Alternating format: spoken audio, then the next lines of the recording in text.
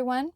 Welcome to iHeartYarn and welcome to my very first tutorial video, which I am calling How to Swatch Better and How to Learn More From It. We're going to be talking today about some of the problems that happen with the way a lot of people swatch and reasons why I think a lot of people, even if they've tried swatching in the past, maybe they don't do it anymore. But we're going to help you learn how to just do this better and how to learn more information from it to help make your projects go better. For those of you who do not know me, my name is Shauna. I work at Grandma's Spinning Wheel in Tucson, Arizona. I am an avid knitter, crocheter, and spinner. And I'm using this video to hopefully pass on some hard-earned knowledge that I've picked up along the way that has definitely helped my projects go better and hopefully will help yours as well. So let's go ahead and break into this. A lot of patterns out there, whether it's knit or crochet, they tell you X number of stitches across and X number of rows up in a given stitch in a 4" by 4" stretch or a 10 centimeter by 10 centimeter stretch if you're looking at a pattern that comes from a place that uses metric versus imperial. Well, here's an issue. Yeah, this is about a 4" by 4" piece. And here's the little needle gauge and ruler. It comes in my ChowGoo interchangeable kit. But even though I've got enough material in here to measure, it's being a little difficult because typical stockinette swatch, small amount of fabric, look what the edges do. It rolls. Oh, and if you can hear weird noises in the background, my apologies. The wind is really blowing outside and it's knocking some things around, some vent covers and things. So please bear with me on that. Can't control the weather. And when you're working with a stockinette swatch like this, there's other things you can't control as well. The dreaded roll. You see how I'm trying to really stretch this out so I have flat fabric to lay my ruler against so I can try and use my handy little DPN here to count my stitches across, or same for the other direction. Try and count stitches up. I'm having to try and keep things pinned down. But you see what's happening? Stretch. There's stretch happening both directions. That can skew the readings you get. That can change your numbers, and then you're ending up misreading your swatch, not because you've necessarily done anything wrong, but because you set up conditions that make it hard for you to get a good reading and really learn as much as you could. How very, very annoying, right? Okay, well, let's look at the better way to do this.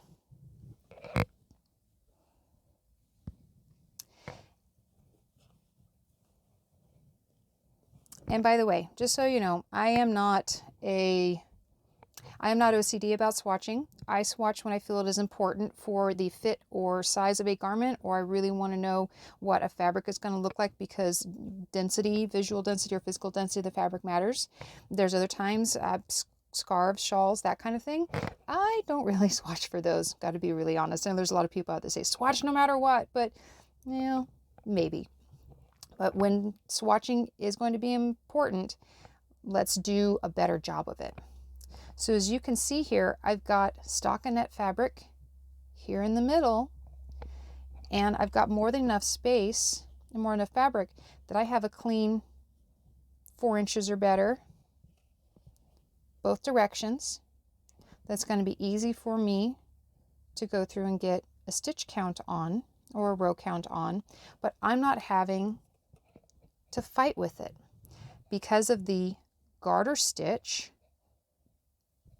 side borders, and on the bottom and the top as well. So this is laying here really nice. There's no tugging, there's no stretching, there's no expanding, there's no fighting with it while I'm taking my readings. That can be especially important as well if you are working with a heavily textured yarn. This that I'm working with is Encore Chunky. It's a really nice machine washable wool acrylic blend, and the diameter of the strand is really consistent. But if you're working with something like, say, Polynesia, like this, a cotton linen blend, it's a thick and thin. It makes beautiful fabric. It's incredibly soft. However, you're going to want a pretty substantial amount of fabric in your swatch. You're going to want to be able to take multiple readings on a swatch in this fabric so you can make sure that you're getting consistent readings and you know what you're really working with as far as gauge. Now, also take swatches as an opportunity to learn more about your project before you even get started with it. In this case, I use it to practice a provisional cast on with a contrast color yarn. And I'm seeing that the way I do a crochet provisional cast on, you see how expanded that is?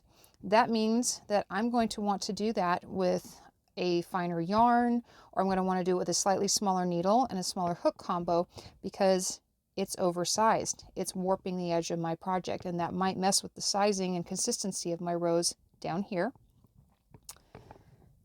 I also took this as an opportunity to practice an Icord Bind Off at the top. If you haven't tried Icord Bind Off, by the way, it's a lot of fun and it feels really nice. It's really soft and squishy and thick. So that's a lot of fun.